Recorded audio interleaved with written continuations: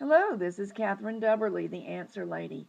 I'm a big fan of Kiss Looms. I greatly enjoy mine, and I am cooperating with Kelly at Kiss Looms to make you a playlist of all the basic techniques that you might ever want to know on all of the looms. So welcome and enjoy. My friend Ruth Airy is one of the world's best Kiss loomers, and she has invented an increase that can be done in the middle of a row that barely shows at all. It leaves no hole. She's permitted me to make a video so that you can learn how to do it too. You want to see how she does it? Let's work Ruth's invisible increase. First, we have to move the stitches over to make room for the increase. We're assuming that we want this increase to be somewhere in the middle of the row. So I'm moving them over to make space. Then we'll use this stitch as a stitch to increase into. We will knit up to that stitch in the normal way. And actually, we're going to knit that stitch in the normal way. Here comes the stitch we're going to increase into.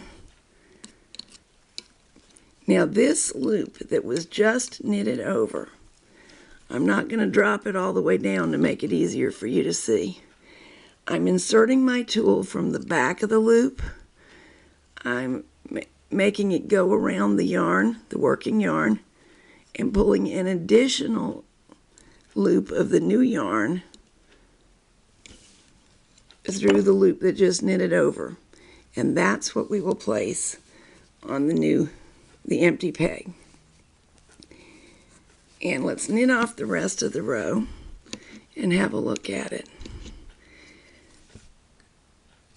Most of the ways of increasing on a loom do make a noticeable hole. It varies in size and some are pretty small.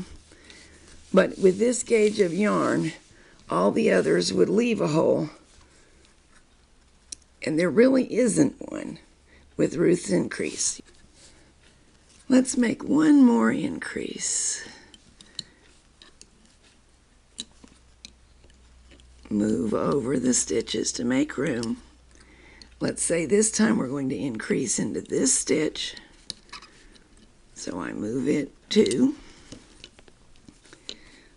We'll wrap and knit all of these, including the one that we're going to increase into.